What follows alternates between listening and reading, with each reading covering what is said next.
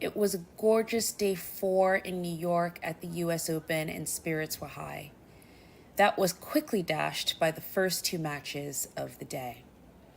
The match between Jack Draper and Ubi Urkac was clearly one-sided, as Ubi looked pale and weak. The physio was called out, but he stuck with the match, losing in straight sets. A bright side was it was good to see Jack Draper back on court playing well. Then it was off to court 5 for Matteo Berrettini versus Arthur Rinderknecht. For the first set and a half, we had the Rinderknecht who pushed Alcaraz in queens. He was up a set and a half on Berrettini and was playing lights out when Berrettini took a bad fall and had to retire. I needed a palate cleanser after the first two matches, so headed off to Louis Armstrong, where Elina Svitolina was putting in a masterclass on how to come back from a set down and win. Ran to catch the fifth set of Arthur Fils versus Matteo Arnaldi, which delivered. Can't wait to see more of Fils in the future. Bobbed around the courts for a bit and finally called it a night at the Open. The hot ticket tomorrow might finally be the day session on Arthur Ashe, but Louis Armstrong is where I'll hang for most of the day.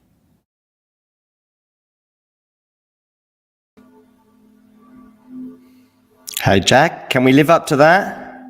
That's pretty well done there by Anastasia, John. I know. I enjoyed that. It was good. Yeah, she's great. She's doing these little 2-minute things for us, but I'm sure there's a lot. For me, I'm sure that would take me a good hour to put together, but maybe she's a bit quicker than I am. But it's great that she's doing this because it's a nice little intro on a daily basis, and we can also use it other times during the day. Jack, where should we begin? Let's do the women, because I think we'll speak to Shane Leonage in about 25 minutes. So we'll finish with Sabalenka and Jabeur at that juncture. But which women's match, other than perhaps either of those two players, caught your eye yesterday? Probably thru and Azarenka for different reasons. Wasn't that the day before? Was it? Yeah. Don't worry. You're these days. So it was. It's my US Open. It's Listen, literally. Tell you what, Jack, just quickly, because actually that result, in a way, it's funny you mention it, because that result, which was 36 hours ago, has gone under the radar. But bring it to the radar. Jack. Well, I was quite big in Azarenka. I just thought, that's why it's big on your radar. Yeah, she'd done so well at the slams recently, semis in Australia.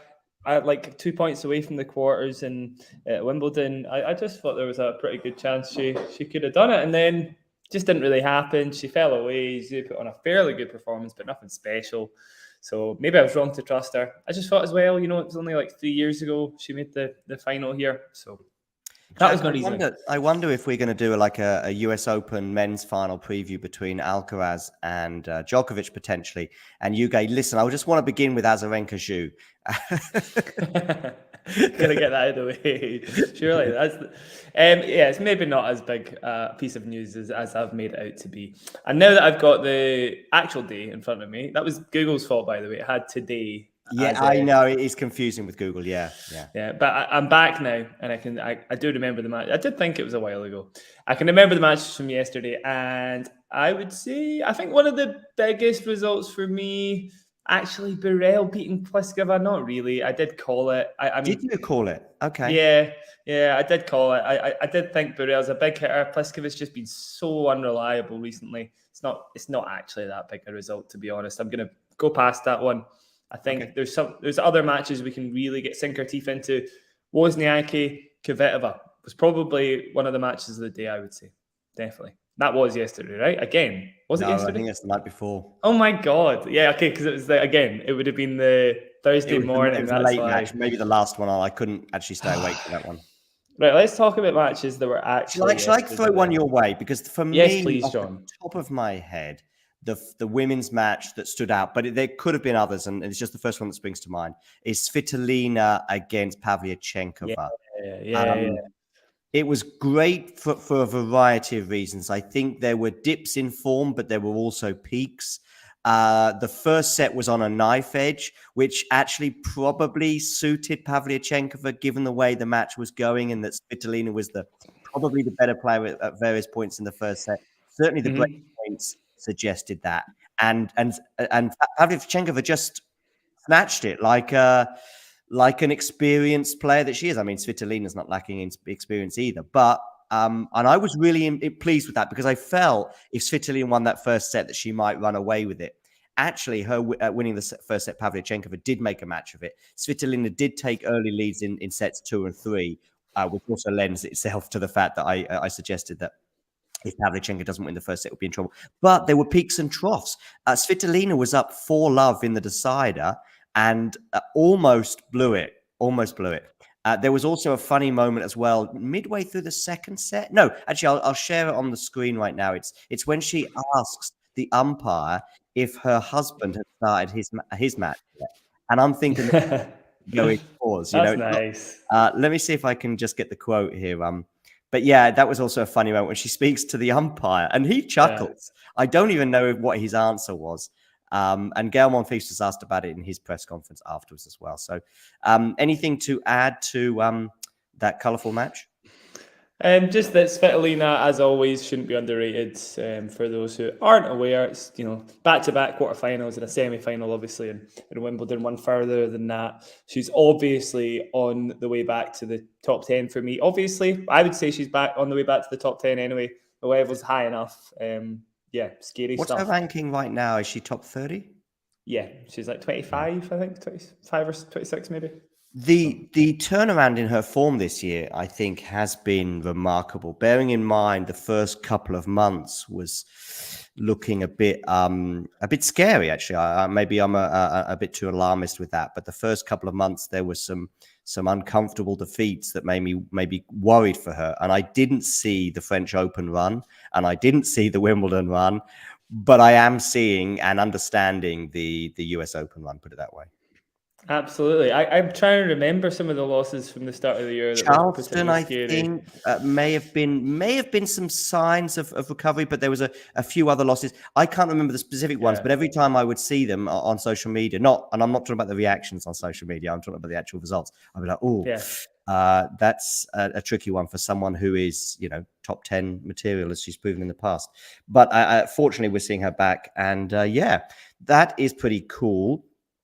Okay, other results from yesterday. Yeah, tell me what have you got on your screen? I've also got Alexandrova beating Sharenko. Kind of an understated win. Alexandrova is always going to be the power hitter there. Sharenko probably happy to take a sort of back defensive seat, and Alexandrova too big a ball in the day. So not really anything to talk about there. And same with Keys versus Wickmeyer, although I did think that one could have been a bit stickier, actually. So Keys coming through 1 and 2, that's a big deal.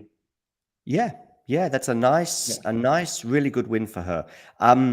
It was probably too late for you, but not for me, Jack. Another match that really stood out for me yesterday. There was probably 3. Jabeur was another. We'll come to that a bit later. Yeah, that's one to talk about, definitely. But this one here with Kasatkina, Kenin. No, I was keeping up to date with the score, John. So I saw Kenin go up a set and a break, but a break against Kasatkina, it doesn't really mean anything. Anyway, she was a set and a break up. So I did think she was well on her way, having won, whatever it was, 9 of the first or 8 of the first 10 games or something.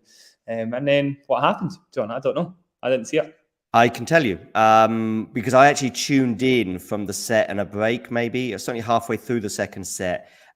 Kenin, by the way, was also 5-love up in the first and threatening a bagel. And you're thinking, okay, this is interesting, at least in terms of the scoreline. She goes up an early break in the second, and I'm thinking, oh, that's quite good for my schedule in terms of getting to bed a bit earlier than I anticipated, because I get that one out of the way and move over to ons.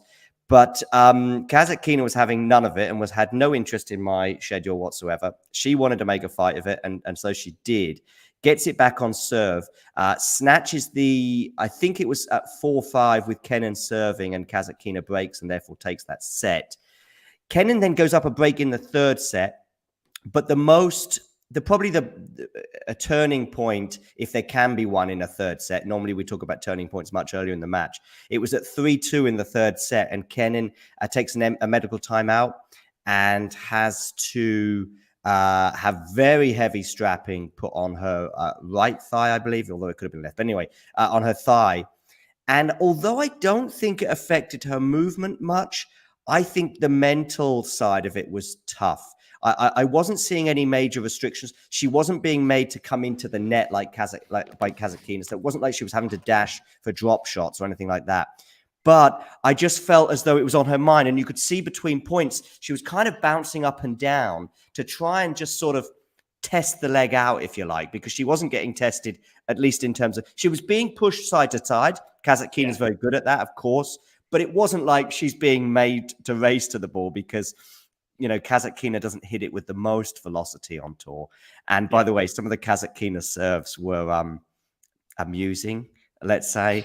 It was funny because from one side of the court, she's hitting down towards the camera. I'm going, that should be a nice, comfortable return for Kenin. But actually, it was even more amusing this end when she's shooting that way, basically. I'm looking at the net coverage. I'm going, oh, my goodness, there's barely going over the net from this angle. But Kasatkina did produce some winners as well. You may be surprised to hear in that towards the end, because you'd think that she'd just want to push Kenin. But I think I could see her father, Kenin's father as well, trying to get Kenin's headspace back into the match. I'm not saying she lost it because although she quickly lost her serve in quick succession, I think she lost 7 points in a row, which, although is not decisive for the second game, did end up leading to her losing the second game. She then also lost her serve, so therefore Kasatkina is now serving for the match at one point. But she's threatening to break back. She doesn't quite do it. So it was still a fight, but I just think that disrupted Kenin, and she's having a kind of funny year, right, Kenin? Yeah, I thought she would pull the upset off here. I didn't think Kasatkina was winning this one, to be honest. I did think the courts are a little faster. There's a bit of density, sort of humidity in the air. So I suppose that can slow play down in terms of your fatigue and stuff. But I did think conditions should have suited her. She was taking the control of the match from the start. And it kind of sounds like Kasatkina didn't really let up with her tactics, and Kenin eventually just got worn down. So it's probably one of those ones that maybe Kenin felt like was a missed opportunity. Probably, I think that's how a lot of people walk off the court against Kasatkina, though, and it's what she does best. It's she isn't a total pusher. She does come up with some pretty good shots every now and then. She could be sneaky good, but a lot of the time there's obviously opportunities because the second serve is the biggest point starter ever. If I've ever seen one, as you say, funny serves. Some of them must have been like 60 miles an hour, maybe less. That's right. Yeah, 60 to 65, something like that. Yeah. Yeah. So I'm seeing here she double faulted 10 times. Oh, did she? Okay. That may well have happened early on in the match. I didn't realize that. So when you're rolling in a look, Google stats, to be fair. No, but still, there was one I remember because it barely made the net, and it was the second serve. And it's like, she also looked like, she was, struggling in terms, or not struggling, but certainly, putting everything out there on the court, Kasatkina. And yeah, I had Kenin to win that one. So a slight surprise, but it's kind of a 55-45 one that I was thinking about Kenin. And also it was more because of just seeing Kenin a bit in the last couple of weeks, or the last few days even, actually. Just made me think, okay, I think Kenin's got the bit between her teeth. And she's a lot of fun when she has the bit between her teeth. And by the way, the match was a lot of fun too. Two very different players, both of them leaving a lot on the court. One of them, Kenin in particular, showing her heart on her sleeve, and just very different points. A lot of unpredictability. Streaks from one player. Like I said, I mean, of the first, I'm going to say 9 games, something like that, Kenin must have won 6, 7 of them, maybe, or 6 out of 8, something like that.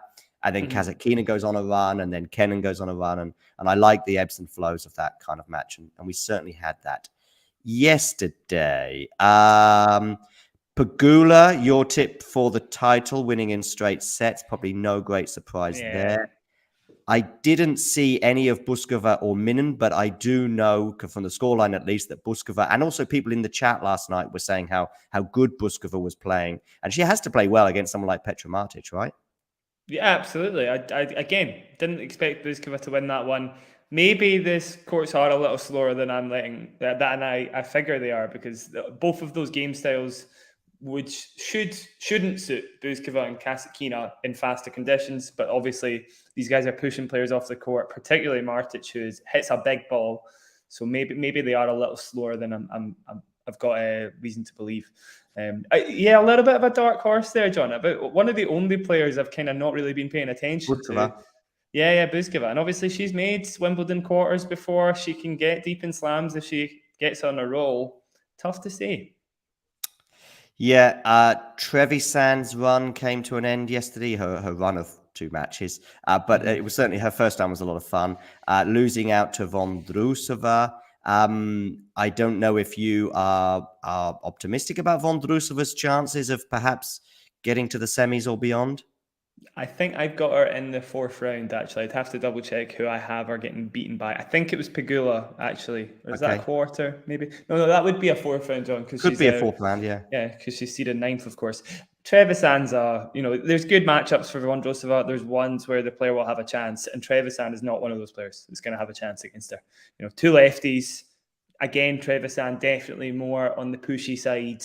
A clay quarter through and through. Vondrousova more than enough in the tank to make that easy. I think Pegula is who I've got beating her. It's funny with Vondrousova because there are a lot of people who divide opinion, and there's a lot of draws that suddenly make us put Jack Draper in the quarterfinals, or for me, I think it's Davidovich-Fokina in the quarterfinals. And sometimes these are draw dependent because you're not necessarily thinking about them beginning the tournament. But Vondrousova is someone, at least right now at her stage in her career, where I think everyone's kind of in agreement that she's going to do okay. Yeah. She's going to be getting to 4th rounds and quarterfinals of majors, and she may go deeper if the conditions are right. But everyone I've spoken to has her at this. When you said 4th round, I was like, yeah, I would have been surprised if you had her going further, irrespective of whether she had Pegula in the way. Yeah, she brings a very, very high base level to every match, but she is prone to getting hit off the court if the conditions allow. But again, John, it could be quite important knowing how slow the courts are, because the slower the court, the more chance Vondrousova's got of winning that matchup against Pegula. So it depends on the day, for sure. The weather perhaps is also playing a part in those conditions? Yeah, I suppose so, yeah. And again, it'll depend what time the match is on too. So I would expect if it was on during the day, your kind of advantage. In fact, yeah, it's tough, John. I would say advantage Vondrousova, actually. I've changed my mind because all that lefty spin is pretty difficult to counter when it's a very hot day. A lot goes into it. And I'm excited to see it if it does happen. I think with Pegula, by the way, there's a narrative that maybe is being built regarding what I have said about her, where I think Nick anyway has kind of grabbed onto this sort of thing that what I'm saying is just the quarterfinal thing. I want to reiterate, I don't think she has a quarterfinal problem. I don't think she wakes up in the morning and thinks, oh, I've got a quarterfinal to play today, I'm going to lose. I just think that has been her level in probably 80% of the quarterfinals she's been in. But there have been a couple which probably were there for the taking, and she couldn't quite get over the line. I mean, maybe Vondrousova was one of them this year. It's a very similar story to Andrei Rublev, isn't it? The two of them have had chances in a couple of matches, but it's pretty tough to... The Pegula one, or the Vondrousova one, sorry, at Wimbledon was particularly unlucky because if they hadn't went off court, I do think Pegula would have won the match. Yeah. So I agree. There's no quarterfinal problem. She has had a peak that hasn't matched the best players in the world in the past. And I believe now she does have a better peak. It's higher. She tends to play to a higher level whenever she comes on the court than she used to. And that's why I've got her, winning the title. But we'll see what happens. Did this result and this progress from Bolter getting to the 3rd round take you by surprise? Mm-hmm. It did, yeah. I had Bolter going out to Wong. Again, that maybe was a bit of a toss-up, right? It could have went either way. I need one more big result from Bolter. I need a big result. In fact, this still isn't a big result for me to be on board. So if she gets through her 3rd round, then I'll silence as a hater. But until then, I'm a bit skeptical Bolter's level is as high as other people are making it out to be. I've got you. Maybe even I fell into the boosting Bolter's level at one point. I think I might have posited a top 20, top 30 thing to you once, and you were like, yeah, maybe it was top 50. I can't remember what the level was. It wasn't top 10 anyway. Maybe it wasn't even top 20. But okay, so that's Bolter tick. There's a few men's matches I'm looking at right now. Let me just see. What about Jabeur first, right? Yeah, but I just want to wait on Jabeur until Shane joins us, which will be in Cool. about 8 minutes. There are one or two other women's matches, and there's also a bit of tennis news I want to speak to you about as well. So I've got plenty to talk about before Shane arrives. Peyton Stearns knocking out Alton for the cost of just 3 games. Yeah, that one hurt to see. I do think maybe been sleeping on Stearns a little bit. She's definitely a bigger hitter than I've given her credit for. A lot of big results, not in terms of the score, I guess, but I more mean like players she's pushing to their limits with the size of her game. I think it's hard to write her off now, and a lot of more respect for Stearns. I'm going to be wary of her in the future because that's a big result, even if Towson obviously was a little off. Yes, somebody was in the chat the other day and they posed a really good question, and it was about in what order would you put these 5 players in terms of pure talent? I know Towson was one of them. Potapova was another. Raducanu was another. And I wish I could remember the other 2 right now, but they were all kind of like supernaturally talented players. Of all with very different points in their careers and very different moments. But let's go with those 3 because that's the ones I remember. We've got Towson, Raducanu, and Potapova. Which order in just pure talent? Towson. Towson first. Yeah, Towson first.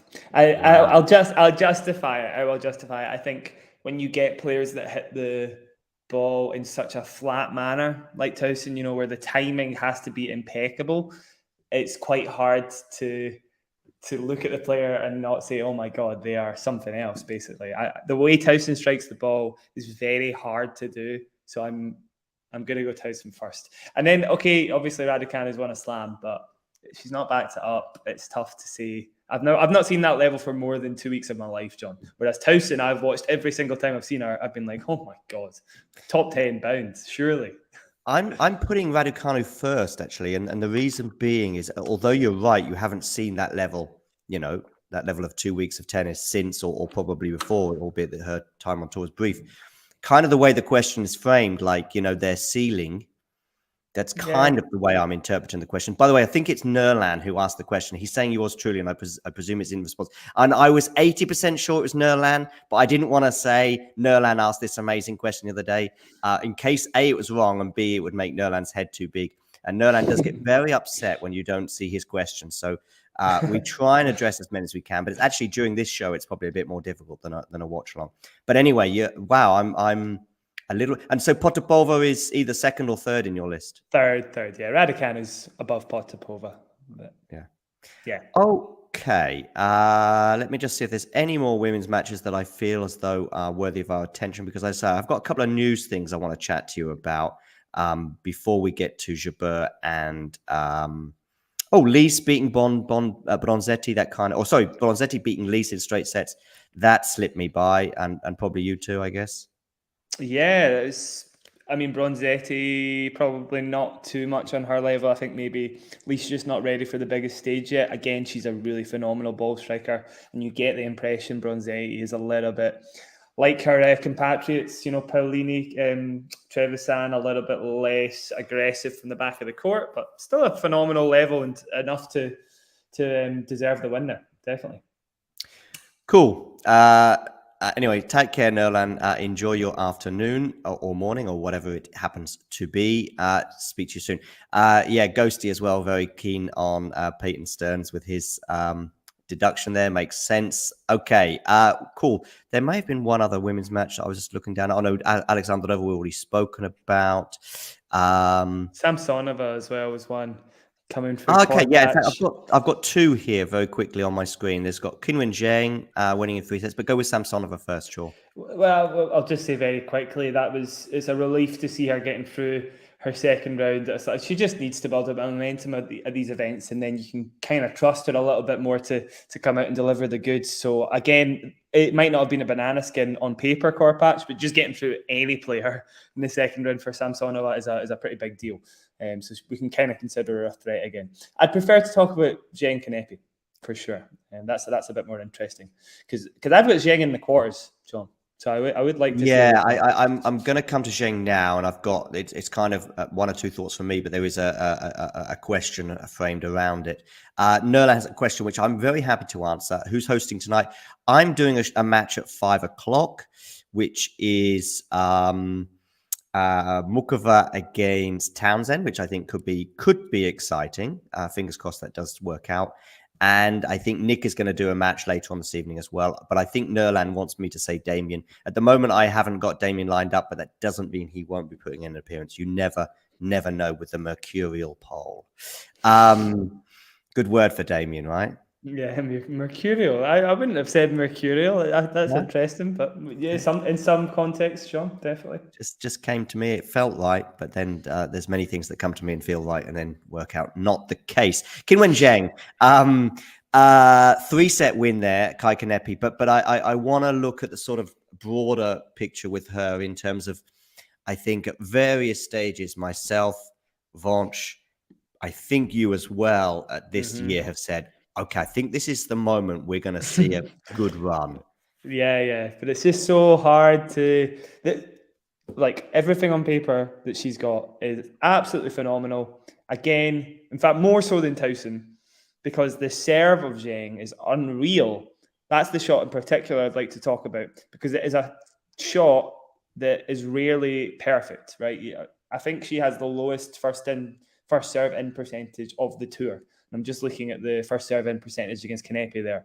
It's 46%. She's often under 50% first serves in, right? If she can sort that out, the forehand is an absolute beast of a weapon. The backhand is actually phenomenal as well. Forehand more so, though, of course.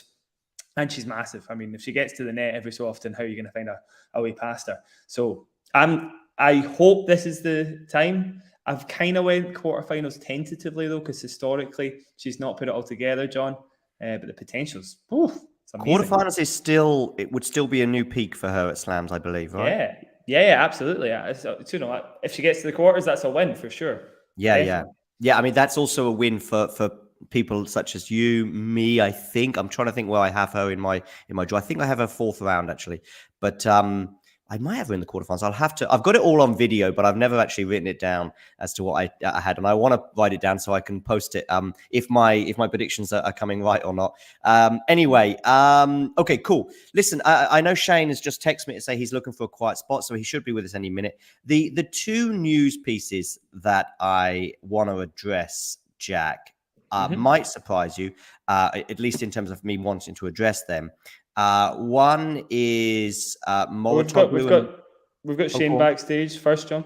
Oh, cool. Thank you for pointing that out. That's perfect. Hey, Shane, how are you doing? Hi, guys. How are you? Yeah, not too bad. Good. Hi, Shane. How's the quiet spot? Is it quiet? It sounds quite quiet to me.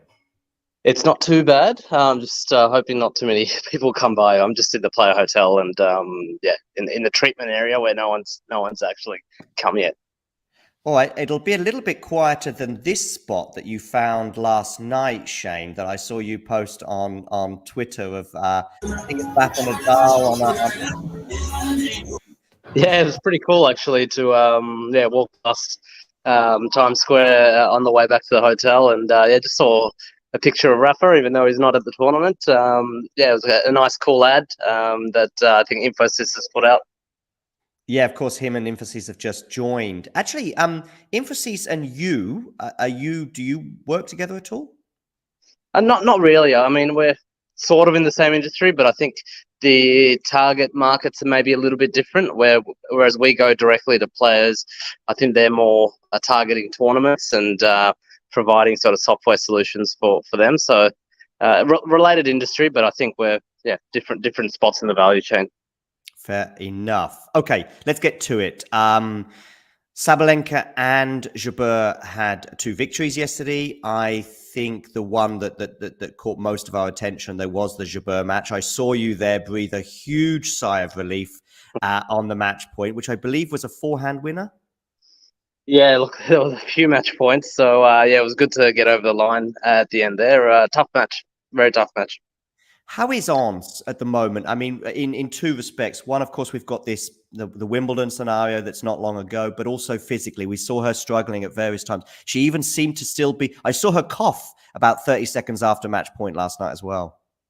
Yeah, I'm not going to go too much into it, but yeah, she's obviously in Cincinnati. She hurt her foot in the match against Sabalenka, so it's taken a little bit to sort of get back there. And then yeah, the first couple of rounds, I guess, when you haven't been practicing as much, the conditioning's not 100%, but she's getting there. So starting to put in some yards, and obviously the first two rounds were tough, long matches. So hopefully that holds her in good stead for the rest of the tournament. The tie break at the first set, which of course was crucial, as they often are, was not the most, what's the way, how can I put this without sounding unfair? But it was a kind of a win ugly tie break. Is that fair? Yeah, I think so. I think the conditions were a little bit tougher than maybe it appears on screen. It was getting chilly, so it's probably the coldest night in New York that I've been on court, and yeah, definitely it was harder to get the ball through the court, and there was a little bit of wind as well at times. So yeah, it was trickier conditions, and both girls had to navigate through that, and at various stages they both struggled, I think, with the conditions. Cool. Jack, have you got an Ons question before we move on to Arena? Nothing that would sound like, I don't want to put Shane in a bias spot or anything like that. I don't know, like, how do you rate Ons' chances, Shane? Without, you don't have to give a press conference answer. Obviously, it's up to you. Yeah, look, I'd like to think, not just Ons, but Ons and Arena, I think they both can win the tournament. They're both the types of players that build into a tournament, so I wouldn't necessarily look too much at their form in week one, because I think they're building. And if you look at historically their slam performances, that's what you see. So I still rate both their chances quite highly. Yeah, obviously there's work to do. I have so John threw me in it there. I didn't have a question, Shane, but Sorry. I have a better question now. Go. How do you think how good a job has Ons done at bouncing back from the Wimbledon final? Is it still in the mind? Surely she's done a pretty good job already, right? Yeah, I mean, she's done. She's done an amazing job to even get to where she is. But yeah, even I think post Wimbledon, I think they've done a lot of work to sort of put that behind her, but also acknowledge that it happened and learn from it. So that's all I guess she can do, and the team can do. And I think she's she found a little bit of form in Cincinnati. Unfortunately, the foot injury derailed her a little bit, but I'd back her to do the work to give herself as many chances as she can in the next couple of years. Shane, is it your first time in New York, or have you, in terms of the US Open at least, with the? Yeah, no, it's my second time, but the first since the sort of the COVID years, I would call it. Okay. And how does your preparation compare at this slam to others? I mean, in terms of, because we've got 3 different surfaces across the year, but perhaps the way you analyze things and bring the data as well to the 2 players. Yeah, I mean, we do rely a little bit on the early part of the season where there were a lot of hard court events, so we've got a fair bit of data from there. But also the lead up events starting from Washington, and there was a couple of hard court events in Europe as well. All of that, the challenges as well that were going on. So we've got a fair bit of data going into the US Open. So in terms of my work, it's probably the same as any other slam. Just I guess the time zone's a little bit different, but me being here, and I've got another analyst on the grounds here as well. So I think time zone's not a big challenge when I'm at the event. There's a question here from somebody on in the chat regarding some of the wear and tear and the physical issues that Ons has shown, but also we've seen it with Dominic Thiem, we've seen it with Rusevori, of course, who's a player that you have worked with as well. Unfortunately, to pull out ill just before his match. Are they all the same illness, and also are there other coaches and people that you know in and around New York that are suffering too? Yeah, look, I think they're very different. So the Rusevori, he was unwell shortly after Cincinnati, where he had that good run beating Rublev, and starting to feel unwell, but decided to pull out at Winston-Salem as a precaution, but never really got better. He practiced a couple of times, and then started feeling really bad on the Saturday and Sunday, and didn't practice, and then just unfortunately couldn't play, which is a shame because I think it felt like he was building to something, but it happens. And the other injuries, they're all different, I think. Okay. I don't want to sort of speculate too much, but obviously there's the changing balls and the surfaces. It does have an impact, but I guess that's not my area of speciality, so I don't want to comment too much on that. Shane, you've mentioned the conditions, and I presume you mean in terms of being kind of hot and humid, and just difficult to. Does that affect the way you present the data as well? Do you say, listen, we've got this data that we can look at the beginning of the year in Australia or Indian Wells or Miami, or even perhaps more recently in Cincinnati in Canada, but we don't quite know how this is going to play out in New York? Yeah, look, we put those caveats. I mean, we do have temperature data, and we know if it was a day session where the data was collected or a night session. So, we're aware of how those conditions can impact it. And certain teams really, only, like for instance, if they're playing at night, they only want data on night matches. So, other teams are not as fussy. So we try and build to what the teams want. I'll always try and get like for like in terms of data. So if it was a night session in cool conditions, I'll try and get that versus something completely different. But at some point you still use the data. You just might wait certain conditions a bit more. All right, let's switch to Aryna Sabalenka, because I know that time is pressing and you've got plenty of things to do, I'm sure, today. She's had two, at least on paper, comfortable matches. I saw her first round match on TV. I didn't catch her match against Burridge. How's she coming along? Yeah, I mean, she's doing what she needs to. I mean, she's still finding form. I think, all parts of her game still will need to improve throughout the tournament. And but yeah, she did what she needed to. I think the match against Burridge, the scoreboard doesn't show how close it was. I've got live data coming in, and at one point, the difference in it was the second set, and they were. I mean, Aryna had only won 2 more points for the match, so it was a lot tighter than the scoreline suggested. And Jodie played really well. But yeah, it was a credit to Aryna for just figuring that out and then probably finishing really strong, which was pleasing to see. Jack interviewed her biomechanics coach earlier on this year, and I think actually, Shane, you may even have caught some of that. I remember talking to you about it at one point, yeah. Gavin McMillan. So I'm going to just hand over to Jack for the final Aryna Sabalenka related question. Thanks very much, John. I suppose I'm interested. The last couple of slams she's played, right? She's went out in the semi-finals. There's maybe arguments to be made that she could have played better in a few of those matches. It obviously still came super close to the French Open, had match point and stuff. Do you think there's any kind of lingering doubts coming back in those big pressure moments? Sometimes, is it way more complicated than that, or is it as simple as that? What do you think? Yeah, I mean, there's also probably a credit to Mukova in that semi-final in the French Open.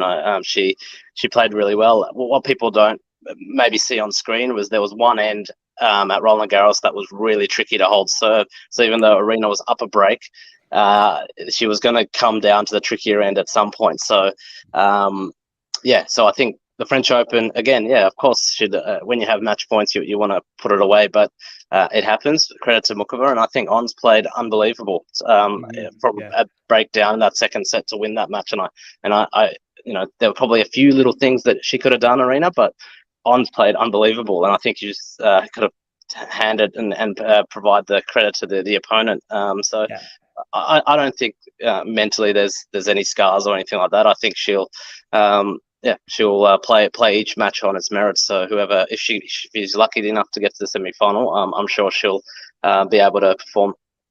Yeah, Shane, I wonder. Sorry, just one other thing, because I'm very interested in knowing.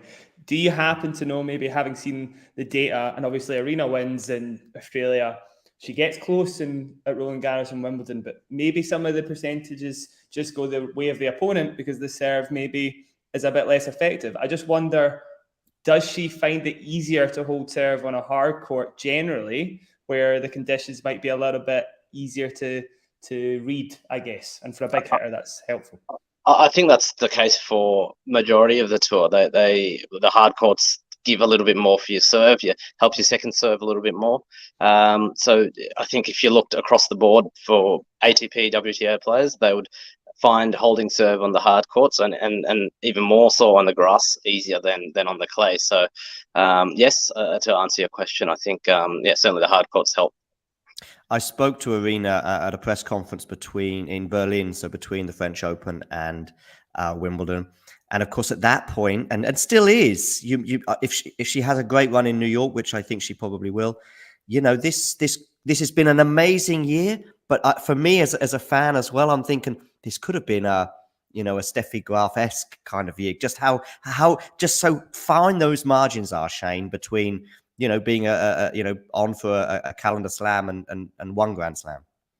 Yeah, it's close, and I mean, I'd like to think there's opportunities in future years to do it as well. But the tour is really strong. I think there's some amazing players in the top 10, all sort of peaking at different stages. You had Arena starting the year really strong, Rybakina, in almost doing the Sunshine Double. You had Iga dominating really once she hits the clay. The grass court was a mixed bag, but there were a lot of players popping up. Kvitova early, and Coco's playing amazing now. So I think it's hard to do that. It's just so even in that top 10. So yes, we'd love to put her in the best position to do it, but I also respect how well the opponents are playing as well. Of course, there is, of course, a little carrot of a world number one as well at stake in terms of if she goes one round beyond Iga, or of course, if she plays Iga in the final and she wins that match, that will be hers. Maybe that's a chat for another day, though, Shane, because we should let you go. Today, because Arena and Ons are both on the same side of the draw, there's a potential complication later in the tournament, but you've had that many times before. We've spoken about that as well. So I just want to ask, what happens today? Are you day off? Are you chilling? Are you watching TV? Are you watching tennis? Are you going back to Times Square? Going in, so we've still got Matteo Analdi as well in the tournament. He's on the same side of the draw as well. So just going into practice, catching up with the coach, and then probably catching up with both Ons and Arena's team at some stage as well. But yeah, so it'll be a little bit more of a relaxed day, but we'll still be at the centre. All right, Shane, thank you very much for joining us. Enjoy the rest of your time in New York, and fingers crossed for your players that they go deep and you can enjoy the lights of New York and Rafa Nadal on huge screens in Times Square a bit longer. All right, mate. Thanks. See you guys. Cheers, Thanks, Shane.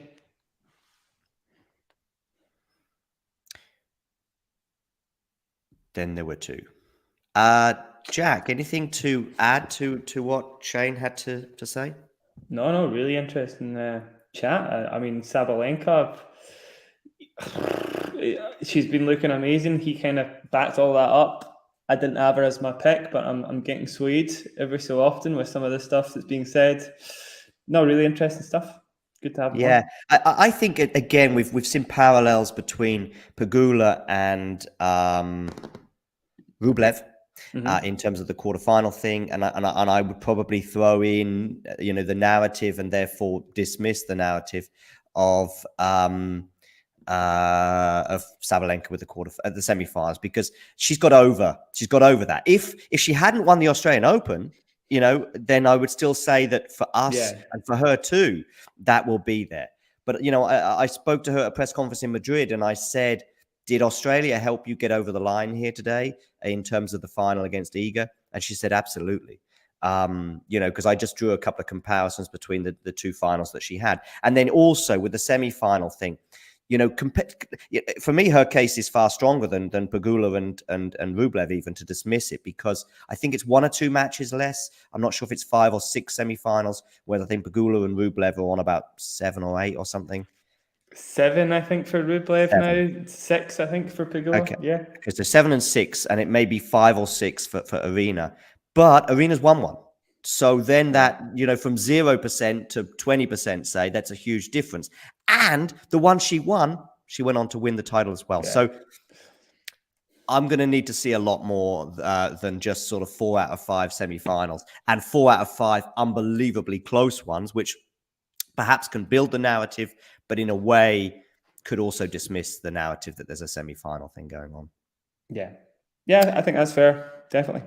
Cool. We'll transition to the men, whereby I will squeeze in the news stories that I was just about to mention. I'm really glad, Yes. by the way, that you highlighted Shane, because that actually is a nice transition. We've had a couple of news stories with the early departures of Holger Rune and Stefanos Tsitsipas. Both players have parted with their coaches. So Both. Did you not know that? No, I did. I just hadn't put two and two together. The two of them had done it after Yeah, an and earlier of course there's exit. the Mouratoglou thing with Stefanos in their history that they have, and Stefanos often practices at the courts there. I'm not, by the way, putting anything together. I'm just sort of marrying the stories together, if you like, rather than anything else. And also the kind of brutal nature of both, or let's say talking point nature, maybe, rather than brutal. I mean, I think let's start with Rune. I think basically the words, at least coming from Danish and then into English, were "it just didn't work," which was the line that stood out for me between Rune and Mouratoglou. That sounds like a very ruinous statement. I think Well, it's probably by his mother, I guess, on social media. But that's the other thing. I mean, it's social media, so you've got time to think this through. Yeah, you do, and it's still quite dismissive, and maybe there's something else going on there. But to me, there's been history of not just Rune, but his closest, not just his mum as well. All of them have been quite, what's the words? A little petulant, maybe, John. So I don't know if it's just they've sustained a loss, or now that's on Patrick. Just because he lost a match and is maybe a drastic measure. Or maybe there really is something that's been going on for ages and ages and it's just not worked out. But I'm tempted to go with the former. That's all I'm saying. Yeah, I mean they'll always have Paris Bercy, which is nice. Maybe Mouratoglou as well is somebody who is kind of there for the nurturing part of the career, or maybe beyond nurturing. Going the transition to the tour, and is one of those guys that take players as far as they come. But yeah, I just thought it was a little bit harsher than anticipated, bearing in mind it seemed as though they were pretty close for the last 12 months. But there have been moments in the last 12 months when there was a bizarre statement about 3 to 6 months ago where Mouratoglou said, that's the end of it, we did 6 months. And yet then I still saw him there together. So I was a bit confused by that. But there we go. They have split, and I'm sure they'll both be fine. Over to the other one that I actually think is a far bigger talking point for me because of what I'm about to lay out. In fact, I was ready to. You and I were going to do the show this morning regarding the US Open so far. That sort of got sort of just put into touch for another couple of days as we want more storylines to emerge and me to get a little bit more sleep. But yeah, the other storyline is Tsitsipas separating from Philippoussis. Have you got any thoughts on this? Yeah, that one felt like it was kind of coming for a bit longer. I mean, Steph's results have kind of relatively have spoke for themselves. Okay, yes, he's still up there with the top players, but he wants to win the biggest matches. Now that he's crashed out of the US Open, this felt like kind of straw that broke the camel's back moment. I'm really not surprised. I think he needs a fresh look. Surprised it's not his dad, obviously, like everybody else, but he has said his dad's never going to leave his team. Maybe he could take a back seat as a coach and just be a father figure, literally, obviously, rather than coaching him, because it's obviously doesn't seem to be working. Yeah, I mean, we see other, parents and uncles, etc., that are often nearby. And they are sort of when the speeches are coming out and looking to my team, that Rafa is including his parents and his uncle, even if his uncle isn't in the box anymore. That's still kind of the team, if you like. I mean, because Tony sees Rafa on a almost daily basis, of course. And although he's no longer his coach, there's still a history there, and also with his father, for example, and we see it with other families. I mean, I guess Casper Ruud's father is a bit closer in terms of that. I think he is the main coach for Casper, but also had a pretty good tennis career himself. I'm going to probably go a little bit further than you on this Philippoussis one. I feared it might happen as a knee-jerk reaction, but I didn't necessarily expect it. And the reason I call it knee-jerk is because it's 6 weeks. I know that they started in January. And I'm just going to lay out the stopping points over the last 9 months, and you can make of that what you will. There's a lot more from the last few years of Stefanos' career with the family and stuff, and his mother appearing at press conferences, and then basically having a debate in a press conference about 3 years ago as to whether it's a good thing to have your family working closely with you. And Stefanos is on the side of, it's not a good idea. He's saying it in a press conference. In 3 minutes, his mother is making the case for having, family members close to the team. And Stefanos is there going, no one in the top 20, apart from maybe Zverev, has got and even Zverev's father is not necessarily always the principal coach. So it's kind of funny in a way, bearing in mind. Yeah. I don't know if you know the press conference I'm referring to. I remember that. Yeah, and I remember thinking, what are you talking about, Steph? Yeah. Yeah, but his mother is in the audience as like a journalist almost. It's like, pot meet kettle. What is he talking about? I know, but let's go back to my original intention, which is to talk about January onwards. I think around the time of the United Cup, Stefanos, I think, announces that Mark Philippoussis will be joining his team. Very different to being the head coach, but joining the team, consulting, being in the box, especially during that Australian swing.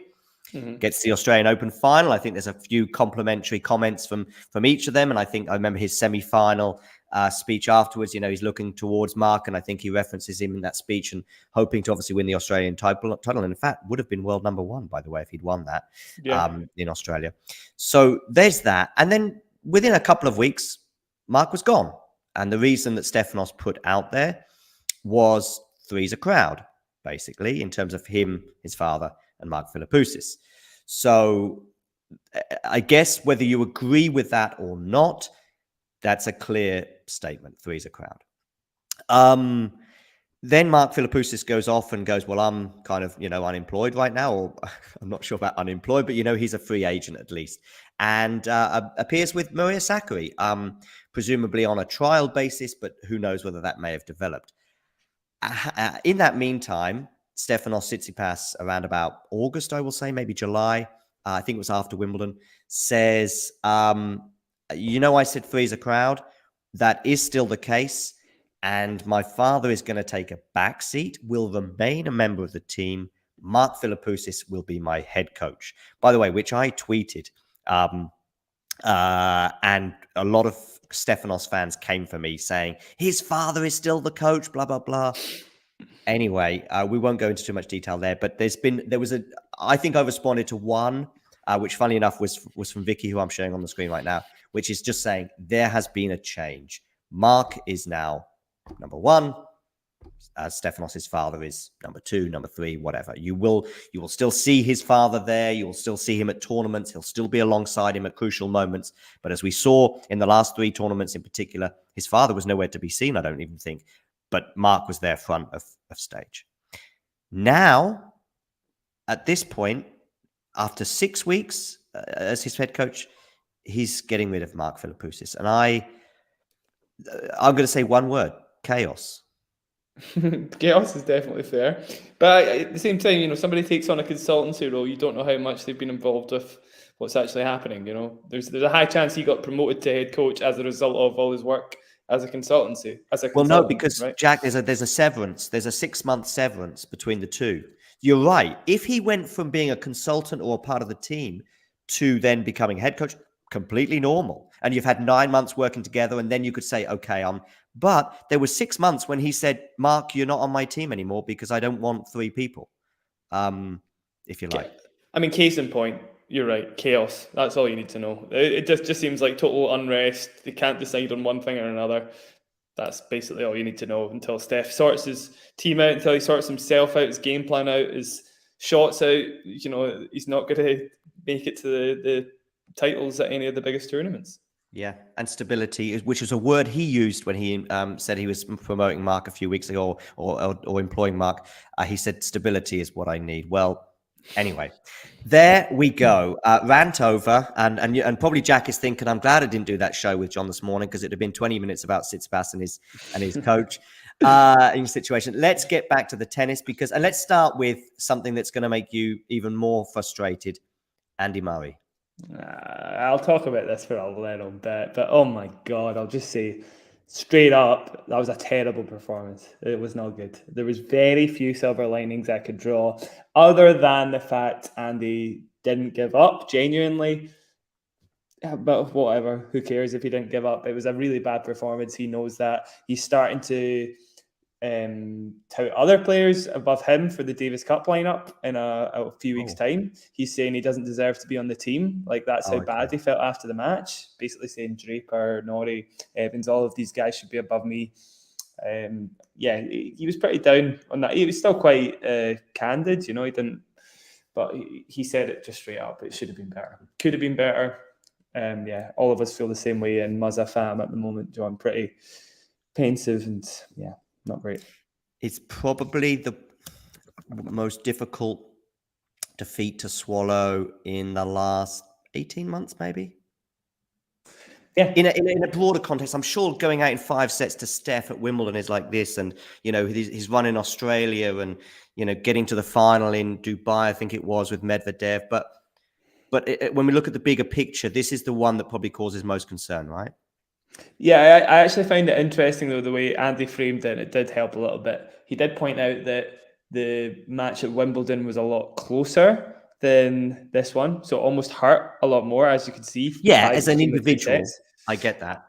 And he also said the draw obviously was a lot of a better opportunity, whereas this one was quite manic. You had Zverev, Sinner, Medvedev.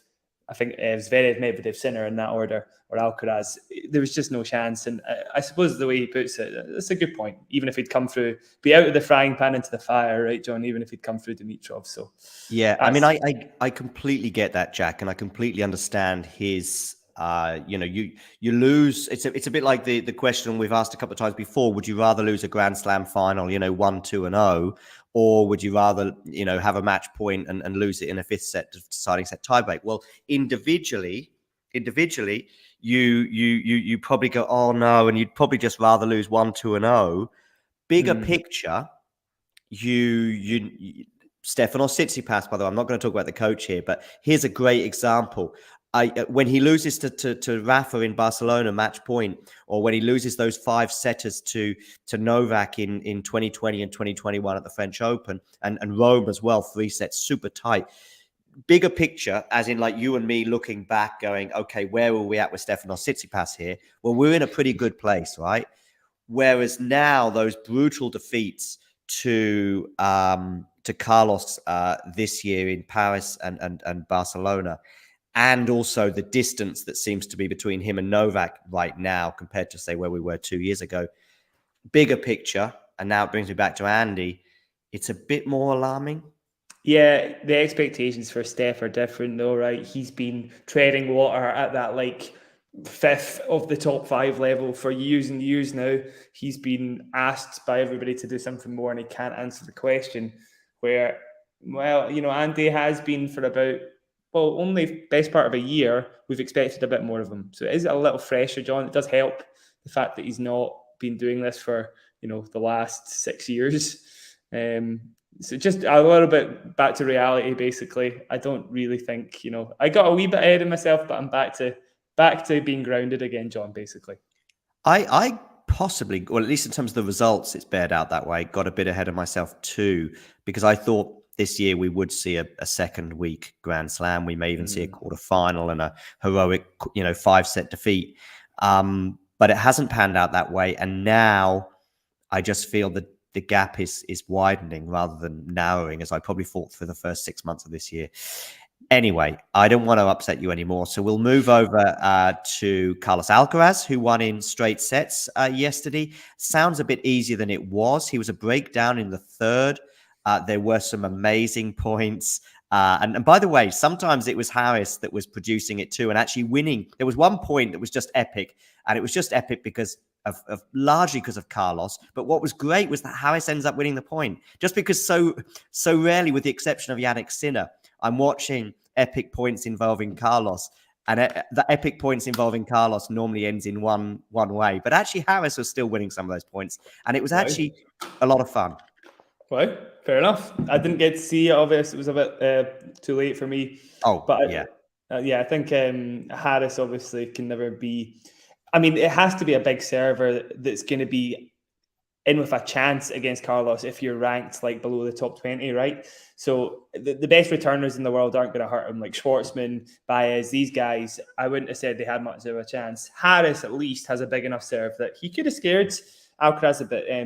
The match against Jarry comes to mind at Wimbledon. He was in that match the whole way through, right?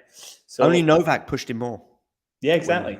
So, I mean, Harris did well for himself, probably about what I expected. The one tie break, 2 tight-ish sets, but obviously still scoreline doesn't reflect how tight they were. Yeah, about what I There's expected. a great screenshot here, and the point is that Carlos wins the point from here. So although I was saying Harris did win a few epic points, there was still plenty of epic ones that came on, and Carlos wins the point. So yeah, that's pretty cool. Shout out to the person who tweeted that, who's a German journalist. And I should remember, Alex, by the way, Alex Bonosh. So thanks for that, Alex. Cool. Carlos Alcaraz, tick. Is there a men's Medvedev? match that springs to mind? Go on. Medvedev? Yeah, Medvedev was. Oh, what happened, by the way? I fell asleep. What happened? Did he won, Just, right? he won, yeah, he won. Just because we had a bit of drama in it, and I'm seeing that in the chat. He was talking to the crowd at one point, telling them they were stupid, pointing to their. Did you miss that, John? Did you not get to see that? So I fell asleep about the beginning of the third set. I think they'd exchanged breaks in the third set as well. But yeah. Okay. It's just a pair that hadn't sat down and they were making their way to their seats, and then Medvedev was like, "Are you stupid or something?" pointing to his head, and the lady that was sitting down blew him a kiss, much to his chagrin. That annoyed him, did it? Yeah, it annoyed him. No, it wasn't. He was not amused at that point, so it was quite funny. Anyway, he went through in straight sets, did he? No, he went through in 4. Oh, he lost that third set, did he? Okay. Yeah, he lost that third set. Yeah, I'm sorry, viewers and everyone else, that I was over it in a way. Like, it was on. I finished a stream and it was still on about 3 or 4 o'clock this morning, and he went 2 sets to love up very comfortably, but I only had half an eye on it, and then I fell asleep. And but I do remember vaguely him being in more bother in the third set than he should have been. But I still probably expect him to win 3. But okay, Medvedev, nice. Medvedev, tick. So Alcaraz, spectacular, tick. New York crowd and Medvedev, tick. Any other predictable things? Well, Sinner winning in straight sets, tick. In an early round in New York. Yeah, we don't even need to talk about Sinner much, really, do we? Same for Fritz, actually getting through Varias, but Varias not much of a challenge, really, on a hard court. How about Draper beating Hurkacz? Yes, that's a good one to talk about. Did you manage to catch it? No, I didn't get to catch it. I have an idea of what happened, though. Hubie definitely a little bit off colour. We saw it in the video, the opening video. Yeah, we did. Anastasia was saying he was just a little bit ill, a little bit, a step lost in his movement and stuff. But no way Draper didn't play a good match. Like his level's back to where it was before he got injured. I still have doubts that he gets through the conditions here in New York unscathed. I do feel like whoever he's playing next, I can't remember who now, but whoever he's playing next, Michael Moe is who he's playing. I have a feeling that's going to be tough because Michael Moe will make him play. If there is any underlying injuries, they'll be exposed by Moe. I actually think Moe will win that. But I still think Draper's level is great. It's really good for British tennis in particular, obviously. In the future, hopefully Draper can stay healthy. All right. I know we've only got going to do this for about another 10 minutes. Are you okay for 10 minutes, Jack? Yeah, good. I'm all good. Let's just go off tangent a little bit. Can Dimitrov do anything against Zverev? I said no. I've got Zverev in straights there. The reason being, there's not much to separate them in terms of rally temperament. You saw Dimitrov going toe-to-toe with Andy for 30 shots at a time because of that slice backhand. Problem is, Zverev deals with slice backhands really well because he's got such a heavy backhand. You can get underneath slices much better than Andy, who's is a bit flatter. It's the weapon he would prefer to use, whereas Andy's a little more passive with it a lot of the time. And the serve differential as well, Zverev's first serve's just a bit better than Dimitrov. So I'm expecting 4-3 and 4 or something like that. It just doesn't feel like there's much going for Dimitrov in that matchup. It's 5-1, by the way. It's the head-to-head. Okay. Listen, I think as well the Zverev Alcaraz head-to-head is 3-2 in favor of the German. So Mm-hmm. that could be. I know Alcaraz is probably, well, in fact, definitely at another level compared to where a couple of those matches were, and maybe even all five.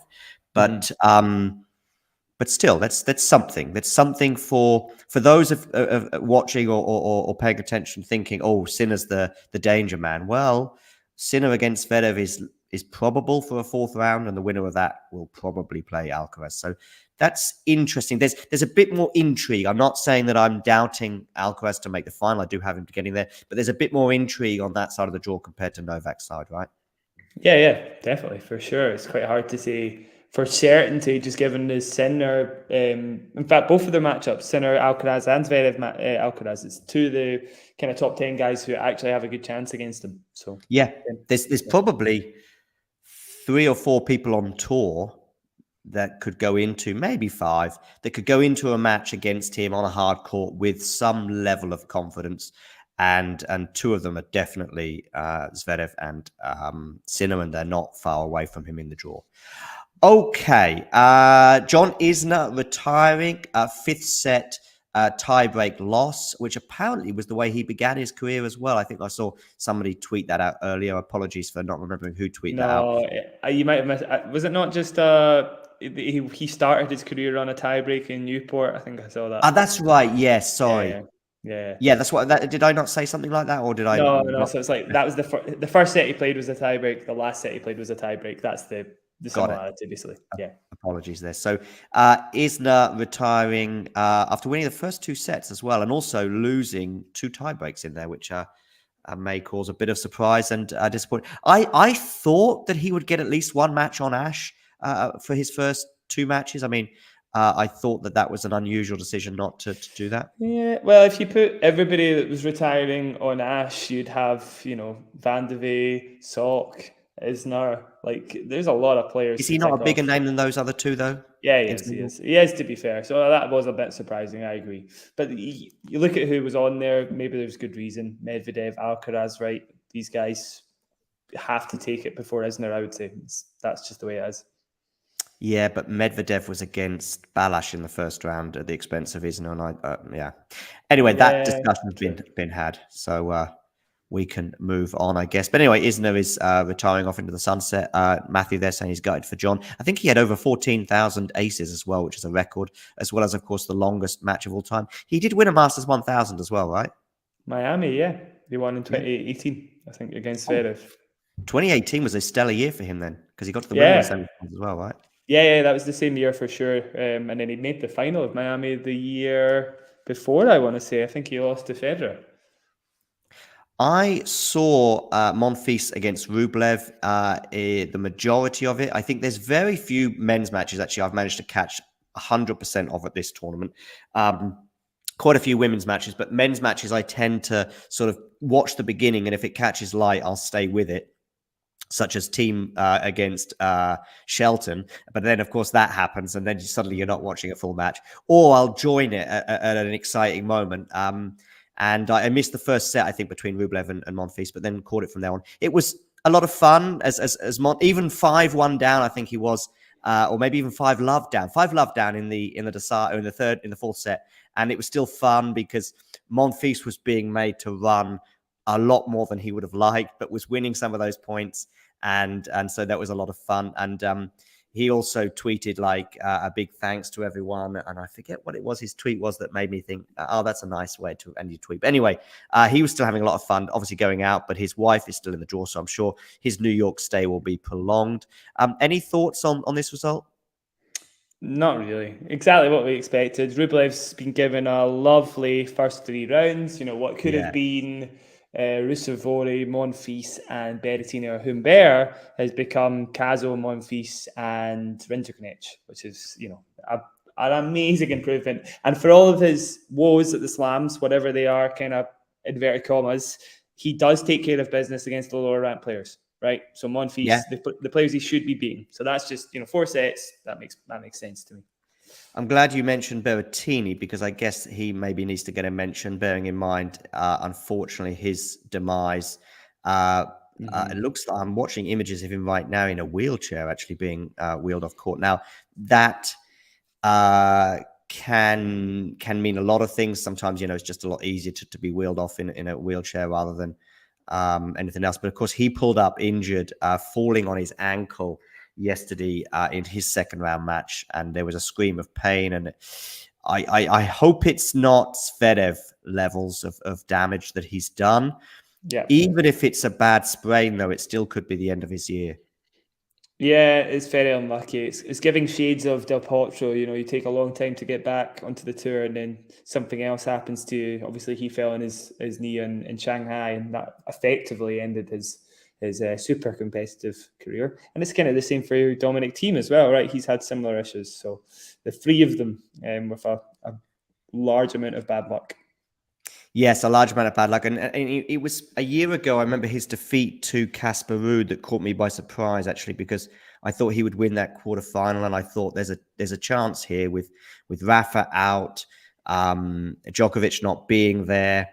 Alcaraz was there, but I was not convinced about Alcaraz at the beginning of the US Open. Of course, that did change as the tournament went on, especially after that quarterfinal against Sinner, which I think came a few hours or maybe even 24 hours after Berrettini's lost to Sinner, to Casper Ruud. So, yeah, and of course we had the Wimbledon COVID thing. As Vanch said yesterday in a chat that we were having, we just can't get a break, this guy. Mm-hmm. Unless it's his ankle, it seems, which is a very bad joke. So we'll move on. Okay. Any other men's matches yesterday that spring to mind before we kind of wrap things up with a quick look ahead to today? Yeah, there were a few. So I'll just very quickly say, let's just pick out the best ones. Stan, certainly still on a roll, managed to get the job done against Echeverry. I'm not saying he'll do anything. In fact, I'm saying he won't do anything against Sinner, would be my guess. But he might put on a good show for sure, maybe 4 sets. Mm-hmm. And then Dan Evans against Van de Zandschulp. In fact, all 3 Brits out of 4 making it through to the next round on the men's side, and obviously capable to doing the same thing. So it's a really good tournament for the Brits, ironically, because against Van de Zandschulp for Evans, Sue for Norrie's a bit less impressive. But it'll be interesting to see if they can keep going. Yeah, and Dan Evans, if he was to make the second week, that would be a really good North American swing, with him obviously winning in Washington as well, which I thought was actually a pretty impressive win, because I thought he played really well during that tournament. Beating people pretty comfortably, playing some pretty spectacular tennis too. And I've got a bit of a soft spot for Dan anyway, so maybe I'm biased. But anyway, cool. He actually lost his first set last night, but it ended up winning quite comfortably in the end over Botic. Botic, by the way, has really been in a bit of a rut since having those match points against Holger Rune at a Clay 250, I think in Hamburg, maybe earlier this year. Arnaldi overcoming Fils in 5 sets. That's a spectacular result. Alves retiring, unfortunately injured against Baez. I think Damien was quite optimistic about Alves' chances both before and during the match, but unfortunately he had to retire hurt. Cam Norrie threw in straight sets. Any of these results you want to have a thought on? No, I've covered most of them. Certainly, are we having a quick preview of tomorrow? Or basically today. Yeah, so let's have a look forward to today's matches before we wrap things up. What springs to mind? Swiatek against our best friend Kaya Juvan, I guess. It'll be Iga doing Iga things probably. So probably a better one to dive into would be Mukova Townsend or Wozniacki Brady. Either of those, maybe. Wozniacki Brady. We're going to do Mukova Townsend on. We're going to do a live watch along, which will be live in about 45 minutes. So make sure you like and subscribe and tune in 45 minutes for that. I just think that Mukova will probably win. I'm extremely sure that Swiatek will win. But Brady Wozniacki, what are we looking at here? 50-50? Yeah, I want to say 50-50. I think Brady's playing well enough to do it. I honestly do. Obviously, the two of them are coming back, but neither player is looking any less sharp than when they left the tour. I think Brady's got the firepower to find a way through it. But then Wozniacki really is a different breed, kind of Simona Halep-esque in, top 3 best kind of pushers of all time, genuinely. So if there was somebody that was going to find the errors, the weaknesses in Brady's game, it would be Wozniacki. So Yeah, I'm going to right. change my mind and go Wozniacki. Oh, okay, yeah. I don't know. Yeah, it's pretty close to call. Actually, I thought her Kvitova match was also too close to call. I think I just went Kvitova at the last minute incorrectly, but yeah, Wozniacki's return. But I'm actually, in a way, I'm kind of pleased that these two are meeting, because I was talking about the narratives regarding their returns, and I'm a bit bigger on the Brady narrative than the Wozniacki narrative, in that, I know Wozniacki, having kids and or having at least one child, but also seemingly to choose to end her career as she did 3 years ago, and she'd won a Grand Slam, and the way she plays tennis is a way of playing tennis, but it's not so appealing for me. So I'm bigger on the Brady return, and yeah, I think a lot of people seem to be bigger on the Wozniacki return, and I'm trying to say Brady's the person who we should be going for. She's never won a slam, which always endears me anyway when it comes to with anyone except our favorites, and I'm fine with that. If you're supporting Andy Murray or Rafa Nadal or Iga Swiatek, I completely get that. But when you're a neutral observer, as I probably would be for a lot of other matches, I'm going for the person who's not won a Grand Slam against the one who has. So yeah. And Brady's absence was 100% forced, in terms of injury, and I prefer her style of tennis. So I'm bigger on the Brady than I am the Wozniacki train. Yeah, that's fair. And then maybe the last women's match I'd like to point out is Sure.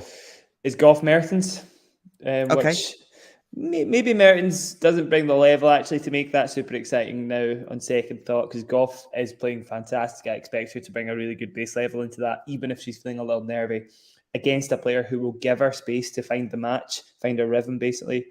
So yeah, that's my only comment. I actually think Goff, even if she is feeling a little off par, should still come through that.